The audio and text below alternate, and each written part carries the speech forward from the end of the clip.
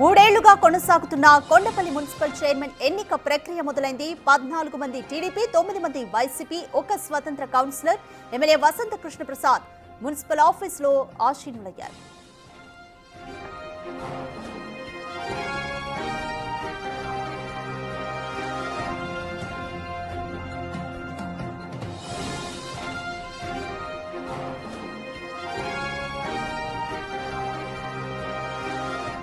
More details మా ప్రతినిధి శివ అందిస్తారు. శివ, కొండపల్లి మున్సిపల్ చైర్మన్ ఎన్నిక అయితే 3 ఏళ్లుగా ఇది కొనసాగుతూనే ఉంది, వాయిదా పడుతూ. అయితే ఇప్పుడు స్టార్ట్ అయింది ఎట్టకేలకు. మున్సిపల్ ఆఫీస్ వద్ద పరిస్థితి ఏ విధంగా ఉంది, ఎవరెవరున్నారు?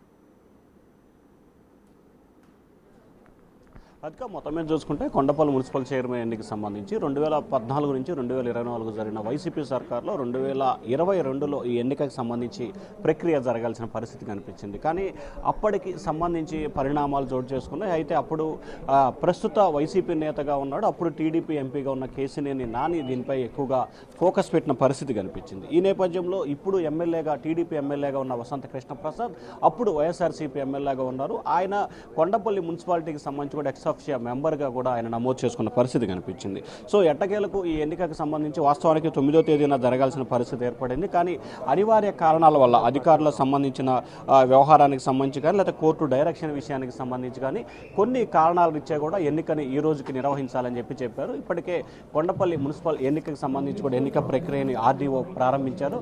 అయితే ఎన్నిక ప్రక్రియ ప్రారంభమైంది. అయితే ఏదైతే సుప్రీంకోర్టు, హైకోర్టు ఇచ్చిన సూచనలు, డైరెక్షన్ని బేస్ చేసుకుని కూడా సీల్డ్ కవర్లో ఏదైతే నివేదిక ఉందో ఆ నివేదికని మరికొద్దిసేపట్లోనే ఆర్డీఓ ప్రత్యేకంగా కూడా చొరవబోతున్న పరిస్థితి కనిపిస్తూ ఉంది. అయితే అందులో ఆ నివేదికలో ఏముంది ఏంటి అనే దానికి సంబంధించి కూడా మరికొద్దిసేపట్లోనే తెలిసే అవకాశం కనిపిస్తూ ఉంది. అయితే ఏదైతే ఎన్నికకు సంబంధించి కూడా అప్పట్లో వైఎస్ఆర్సీపీ తరఫున ఎక్సాఫిషియల్ మెంబర్గా ఉన్న ఎమ్మెల్యే వసంత కృష్ణ ప్రసాద్ ప్రస్తుతం టీడీపీ ఎమ్మెల్యేగా టీడీపీలో ఉన్నారు.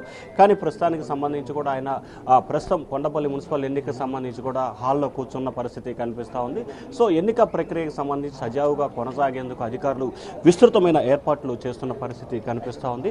ఎక్కడ ఎటువంటి పరిస్థితులు కానీ ఎటువంటి ఇబ్బందులు కానీ చోటు చేసుకోవడానికి అవకాశం లేకుండా ఎన్నికను నిర్వహించేందుకు అధికారులు పూర్తి స్థాయిలో ప్రయత్నాలు చేస్తున్న పరిస్థితి కనిపిస్తూ ఉంది. సో మొత్తం మీద చూసుకుంటే కొండపల్లి మున్సిపల్ ఎన్నికకు సంబంధించి కూడా పూర్తి స్థాయిలో ఎన్నిక ప్రక్రియ కొనసాగిన పరిస్థితి కనిపిస్తూ ఉంది. సో మొత్తం మీద చూసుకుంటే కొండపల్లికి సంబంధించి ఏ రకమైన ఎన్నికకు సంబంధించి కూడా అధికారులు విస్తృతంగా ఏర్పాట్లు చేశారు. ఎక్కడ ఎటువంటి ఇబ్బందులు కానీ లేకపోతే ఎటువంటి అవాంఛనీయ సంఘటనలు కానీ జరగకుండా ఉండేందుకు అధికారులు విస్తృతమైన ఏర్పాట్లు చేసిన పరిస్థితి కనిపిస్తూ ఉంది. సో మరికొద్దిసేపట్లోనే అంటే మరికొన్ని క్షణాల్లోనే కొండపల్లికి సంబంధించి ఎన్నిక ప్రక్రియ ఎవరు జరగబోతుంది, ఎవరు చైర్మన్గా అవుతున్నారు అనే దానికి సంబంధించి కూడా జరగబోతుంది. సో కొండపల్లి మున్సిపల్ పీఠానికి సంబంధించి ఇప్పుడే బ్రేకింగ్ న్యూస్. కొండపల్లి మున్సిపాలిటీకి సంబంధించి కూడా తెలుగుదేశం పార్టీ కైవసం చేసుకున్నట్లు కూడా అధికారులు ఆర్డీఓ ఇప్పటికే ప్రకటించిన పరిస్థితి కనిపించింది. సో ఈ ఎన్నిక ప్రక్రియకు సంబంధించి అంటే మొత్తం 14 మంది కౌన్సిలర్లు తెలుగుదేశం పార్టీ నుంచి రాగా అలాగే వైఎస్ఆర్సీపీ నుంచి 9 మంది వచ్చిన పరిస్థితి కనిపించింది రాధిక. సో ఈ నేపథ్యంలో మొత్తానికి సంబంధించి కూడా సీల్డ్ కవర్లు ప్రకటించాలని చెప్పి వైఎస్ఆర్సీపీ నేతలైతే ప్రస్తుతం కొంత ఆందోళన చేస్తున్న పరిస్థితి కనిపిస్తూ ఉంది. సో ప్రధానంగా చూసుకుంటే కనుక వైఎస్ఆర్సీపీకి సంబంధించి 9 మంది కూడా పోటీ చేస్తున్నారు. ఎందుకు మీరు సీల్డ్ కవర్లో ప్రకటించాలి, ఎందుకు చేయలేదని చెప్పి వైఎస్ఆర్సీపీ నేతలైతే ఆర్డీఓని అంటే ఎన్నికల అధికారిని ప్రశ్నిస్తున్న పరిస్థితి కనిపిస్తూ ఉంది.